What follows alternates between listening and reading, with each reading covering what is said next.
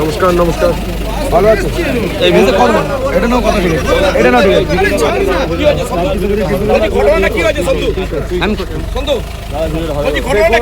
দেখুন, আমরা মর্মাহত। আমাদের সরকারের প্রথম দিনে তারকেশ্বরের পুণ্যভূমিতে, তারকনাথের ভূমিতে রক্তাক্তের ঘটনা ঘটেছে। তা আবার ওসি সাহেব আক্রান্ত হয়েছে। আমরা মর্মাহত, দুঃখিত। এই ঘটনায় প্রথম নয়, এর আগেও আমাদের একজন কর্মীকে জানেন মেরে, এমন মেরেছে, স্পাইনাল করে মেরেছে। 5 নম্বর মণ্ডলের ব্যক্তি, তাকে আমি এসএসকেএমে নিজে ভর্তি করেছি। আপনারা জানেন আমি এসএসকেএমই ছিলাম।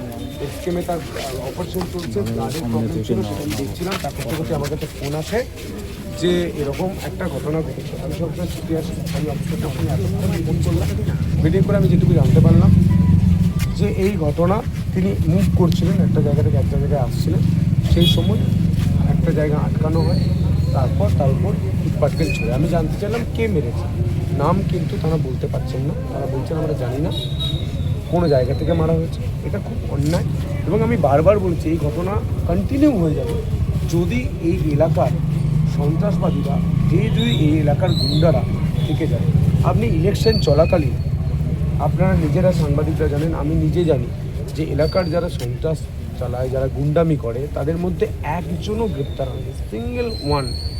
আমার উপর 5বার আক্রমণ হয়েছে, তার বদলে, তার সেই ঘটনার প্রেক্ষিতে যারা গ্রেপ্তার হয়েছে তারা সঙ্গে সঙ্গে পরের দিন বের পেয়ে গেছে। আমাদের প্রশ্নচিহ্ন ছিল, কমিশনের আন্ডারে পুলিশ ছিল, তার আগে চটিতে পুলিশ ছিল। আজকে সরকার পরিবর্তন হয়েছে, কিন্তু সেই প্রথম দিনেই যে নোংরামিটা করেছে, আপনি ভাবতে পারবেন, ধরুন আপনার কাছে একটা চকলেট ছিল, সেই চকলেটটা অন্যজনের কাছে চলে গেল। আপনি বুঝে নিলেন যে চকলেটটা পার্মানেন্টলি তার কাছে চলে গেল, আপনি মেরে তার কাছ থেকে নিতে চাইবেন। স্বভাবতই তৃণমূলের গুন্ডারা বুঝতে পারছে যে পুলিশটা তাদের কন্ট্রোলে নেই, তাই পুরনো রাগ থেকে পুলিশ কর্মীদের উপর আক্রমণ হয়েছে। এটা খুব ব্যথিত, মর্মাহত। এবার আরও একটি ঘটনা আজকের ইনসিডেন্টেই হয়েছে, তার আগে হয়েছে যে এখানকার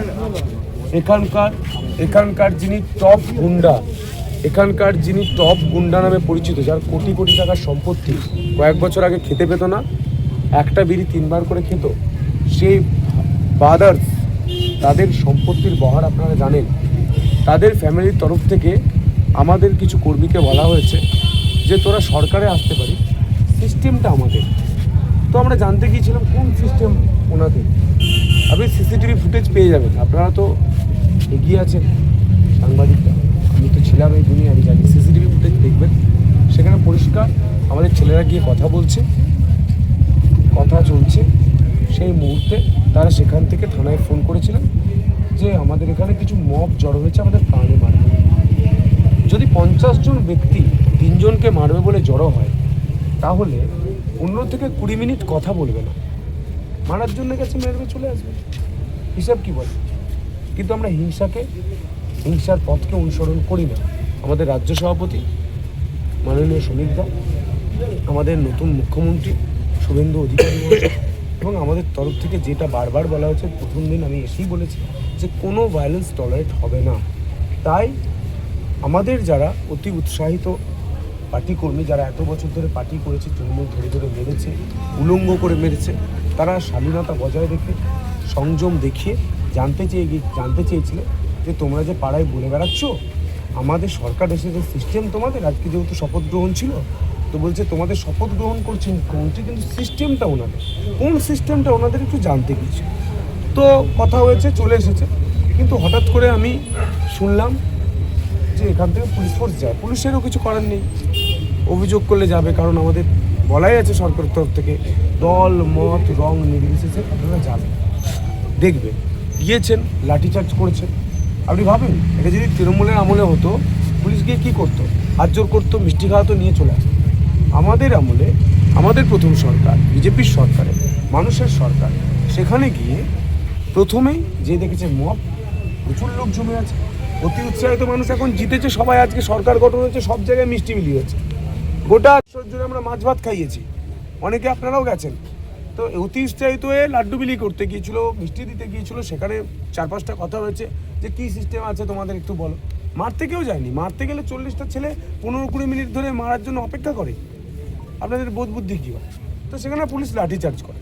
আমার পুলিশের উপর কোনো ক্ষোভ নেই, কিন্তু আমার দুঃখ আছে যে আপনারা গিয়ে কথা বলতে পারতেন যে ভাই তোমরা কেন এসেছো, একটা গুন্ডার বাড়ির সামনে এসেছো কেন, এটা জিজ্ঞাসা করতে পারতেন। তো জিজ্ঞাসা না করে ওনারা লাঠিচার্জ করেছেন, সেটা নিয়ে আমাদের দুঃখ ছিল। ওনাদের ওখান থেকে আমাদের 1-2 জনকে গাড়িতেও তোলা হয়, নিয়েও আসা হয়েছে 3 জনকে। তো আমি তাদের সঙ্গে কথা বললাম, তাদের দুঃখ শুনলাম, লাঠিচার্জে তাদের লেগেছে, তাদের ট্রিটমেন্টের ব্যবস্থা করলাম এবং ওসি সাহেবের কী ঘটনা ঘটেছে এটা জানার চেষ্টা করলাম।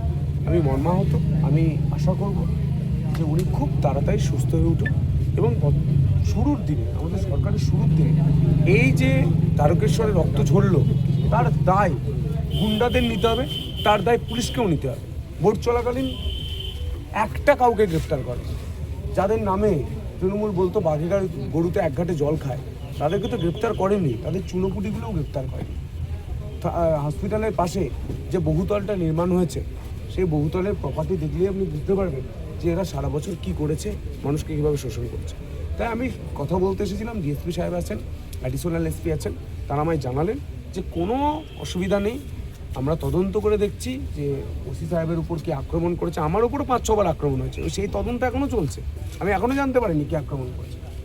তদন্ত, আমাদের নতুন সরকার এসেছে, তদন্ত গতিতে এগোবে, বুলেট ট্রেনের মতো এগোবে। তো তদন্ত করে জানাক ওসি সাহেবকে কে মেরেছে, আমরা জানতে চাই।